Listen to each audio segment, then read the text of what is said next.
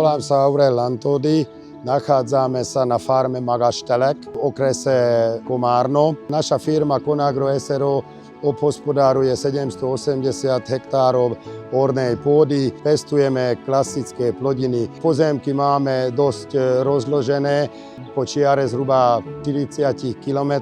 Po minimalizačnú technológiu sme začali zaoberať pred 3 rokmi. 3 roky už vôbec neureme. Využívame na jeseň a vlastne aj na jar Bednar Versatil. Na jeseň ešte dlátový pluh. Kvôli neistému počasiu sme k tomu začali venovať, aby sme vlahu udržali v pôde a veľmi podstatné je aj spotreba pohonných hmôt.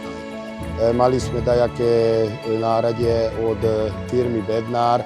To direkto došlo tak, že na jeseň som zavolal do agroservisu, nech mi prinese na ukážku Bednar Direkto, lebo sme to už pozerali, sme sa dohodli.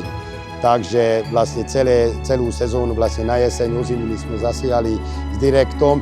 Pozerali sme aj konkurenciu a rozhodli sme sa pre Bednar Direkto aj kvôli dobrej spolupráci firmy Agroservisom. Presná seľba, presné držanie hĺbky, zatvorenie tej brázdy, do čoho seje. A veľmi dobré, že tá sejačka má vlastne rozdelené zásobníky, že s tým môžeme siať alebo aplikovať aj priemyselné hnojivo hneď pri sejbe, čo ukázalo za veľmi dobrý ťah. Tento rok vlastne 26 po žatve máme pláne zasiať s Direktom medziplodiny, tedy určite, že bude využitý aj Alfa Drip. Nachádzame v katastrálnom území Kliska nemá. Parcela má výmeru 13 hektárov. Je tu zasiatá pšenica špaldová, výsevok 150 kg. Bolo to siaté 14. októbra. Vlastne na tomto pozemku sme vyskúšali prvýkrát tento rok sejačku Direkto. Tu na predplodina bola kukurica. Po zbere kukurici sme strnisko ošetrili Durakatom.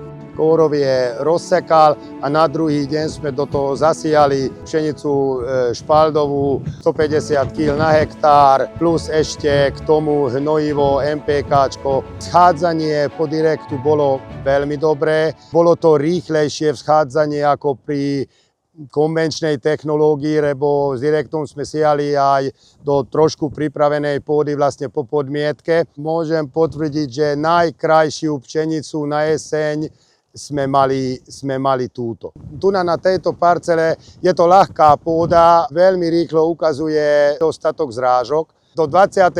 apríla sme dostali 103 mm zrážok. Ja si myslím, že ten porast na tie zrážkové pomery vyzerá veľmi, veľmi pekne. Báli sme sa od toho, že bude utuženie pôdy.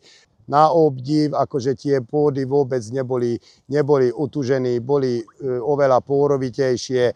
My všetok rastlinných zvyškov nechávame, na poli používame, keď nám to vyjde cez leto, medziplodiny, aby do tej pôdy sa dostala živá hmota, organická hmota. Po slnečnici dávame oziminy, pšenicu. Po slnečnici parcely boli obrobené vlastne podmietačom Atlas a do toho sme siali.